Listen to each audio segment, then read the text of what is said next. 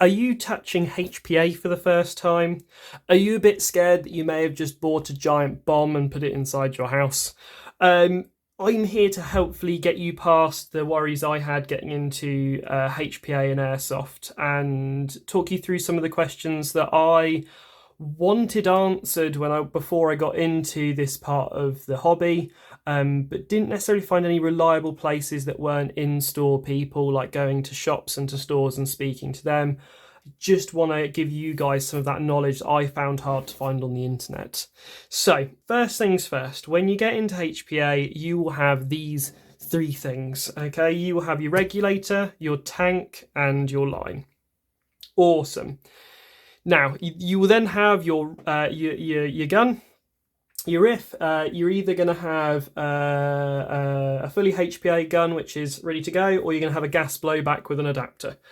I currently just have a gas blowback with an adapter, so if you haven't watched my previous review of the MP7 made by Tokyo Marui, have a look at that on my channel.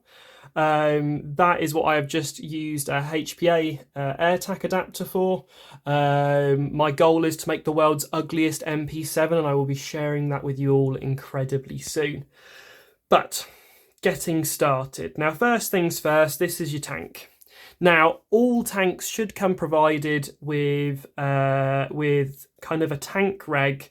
This regulator does not make it safe to use. This regulator basically takes it down from whatever pressure is inside your bottle, and it takes it down to about, I think it's 800 psi. Now, I'm not talking the science here today, so if I've gotten that wrong, it doesn't really matter, but it takes it from dangerous air to not so dangerous but still dangerous air when it gets to this point. Now, this unit here, take the cap off and you'll notice there is an O-ring and a set of threads here. That's where your regulator comes into play. Now, this is a regulator made by AirTac. They are one of the most phenomenal companies, which is, I believe, based in Ireland. So if you want to support a company that does everything this part of the world, which is, you know, nice thing to do, you can, as these guys are just over in Ireland. And this is what their regulator looks like. And this takes it from bottle pressure down to anywhere between it doesn't really work below 50 psi, and not that you would run anything on 50 psi, all the way up to about 200, 230-ish psi, but again, you wouldn't run anything that spicy. Anyway, normally 99.9% of applications, as far as I'm aware, asking around, people are using between 80 and 120 psi, and that is going to be about it. Now, when you get this shipped to you, I'm going to help you not make the same mistake I did. This does not get shipped with this attached, and if the guy who owns AirTac is watching, he will notice that this is not the one he ships with his regulators, because I broke it. Okay? My big old brain moment, when I started screwing this into the regulator, I could only get it in a little way, and I was thinking, oh my god, it's not going in properly, I'm going to have to get the spanners out. Got the spanners out, kept on tightening it, and I was like, oh, this is getting really, really tough now. I don't think I can tighten it much more, but it was still like a decent way of the way out of the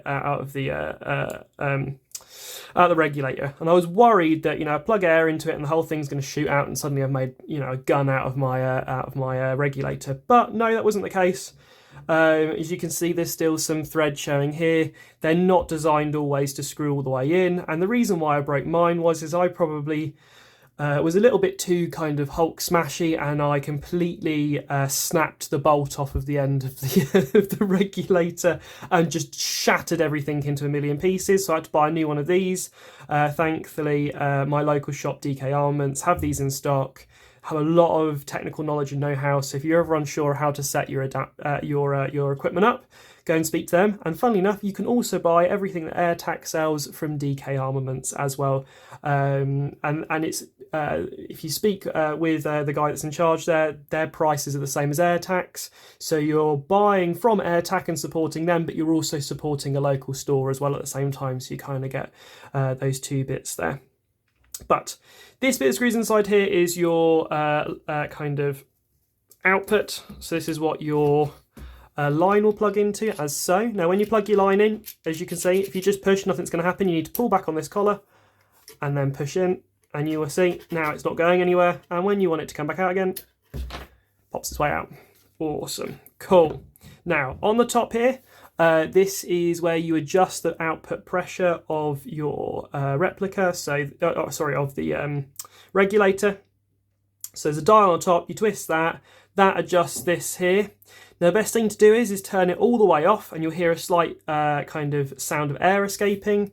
That's just the regulator closing itself off. But do it all the way down to 0, and then when you start to undo it, stop where you want it to stop, and that tends to get you your most accurate kind of setting there. If you go from high to low and you twist it the other way, sometimes you'll get kind of different readings, or it won't quite work the way you want it to. So always from 0 to whatever. I run about 90 psi. Once you've done that, most fields will use so you've got a little lid that comes with your regulator, and most fields will put a cable tie through it so you can't change your PSI once the game day starts. This is so you don't put your PSI up through the roof and start blowing holes in people. Now, your next thing is the most important part, which is attaching your regulator onto your bottle. Now, it should be as easy as this. You twist it on, you get to a certain point where you'll start to feel pressure. Now, this is because this is the point where your bottle is going to start putting air into the reg. And as you can see, my reg has now gone up to the PSI I normally have. I think it's actually just under, or it's just getting to around there now. You can see that. Awesome. Now, go and have your game day, have a good time. When you plug it in, just be warned, you will hear air come out. Don't freak out like I did, thinking I'd just broken something again. Okay, you will hear air come out, and when you detach it again, air will come out again. Don't necessarily fire stuff across the room like I did. But that's all perfectly fine, and you will not have any issues. Now, last thing not to be scared of is when you have finished your game day, always remove your regulator from your bottle. Never leave it on. A horror story I got shared while I was kind of a local shop was that a guy had left his regulator on his bottle for so long, he started to have his O-ring dry out inside, and the bottle was just leaking profusely every time he filled it up. So he finally went to go and take his regulator off of his bottle, and it had fused so badly. He was struggling so much to get this undone. He actually started to undo the stepper here, the kind of the bottle regulator that's already attached, started to undo that and effectively turn his equipment into a bomb. Because if you were to unscrew that there, all of that pressure is going to come out the bottle in one go, firing this lump of metal up, Mac whatever, right at somebody's head. So they luckily they helped him out and actually got that fixed for him, but super dangerous. So you literally just want to unscrew it. Now, I was told one of the great things to do to make sure you never have that issue, not that it should be possible because it should all be put together very tightly, just hold the bottom one while twisting the top one, and then twist the top one. Now, you are going to hear something that freaked me out first time I did it because nobody told me it happens. So you're going to hear a little pust, you're going to hear a little bit of air come out.